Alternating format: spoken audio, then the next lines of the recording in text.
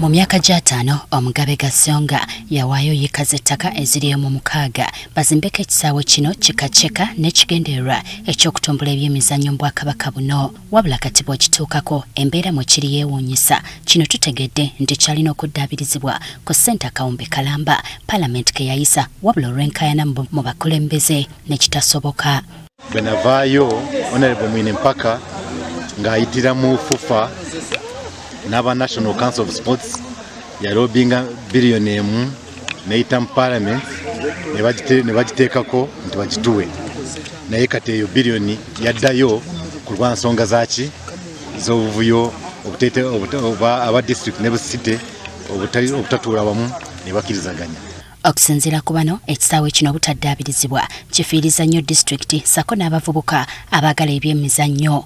Ekyo kintu kibi nnyo kubanga ffe abanyambalala abantu ba Western bankole ba Western Uganda tufiirwa kubanga ekisaawe ekyo kyandibadde kiyamba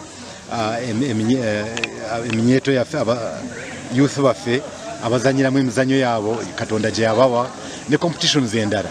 Tutegedde nti akakiiko akavunaanyizibwa ku by'emizannyo mu ggwanga ka National Council of Sports akalina eddimu ly'okuddaabiriza ekisaawe kino ate kasooka kusaba kyapa kino ne kisiikula emmeeme z'abakulembeze. Nti baagala sitayite egende mu National Council ekoleyo ki?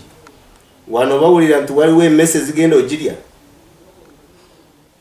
Wano mu district store safe waliyo emmese zirya tayite eyo. Bano n'okutuusa kati beebuuza lwaki akakiiko kaali kaagala okubatwalako ekyapa. Waliwo government officer eyazze wano okuprovinga nti ownership ettaka lirina ekyapa ne bakimu kukirabako. National Council of Sports ye ya processing ekyapa ekyo oba district ya kiprocessinga neteekamu ssente zaayo. Musiruwa zaani. David Muhwezi akulira abakozi Mbarara agamba ekisaawe kino district y'e Mbarara yekirinako obuvunaanyizibwa so si Mbarara City. As I've told you, we were informed in words that money was given to National Council of Sports, equivalent to 1.5 billion. The last time they were here, they told us they had received half of that budget. They had received, I think, 700 million.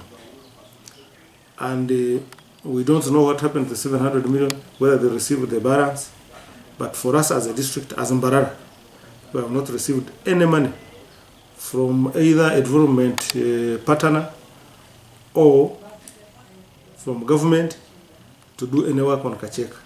Meya w'ekibuga ky'e Mbarara Robert Kajebezi agamba kye kiseera Ministry ya Local Government eveeyo ennyonnyole engeri district wamu ne city gye balina okugabanamu ebintu okuggyawo enkaayana. Because the stadium is in a very bad shape.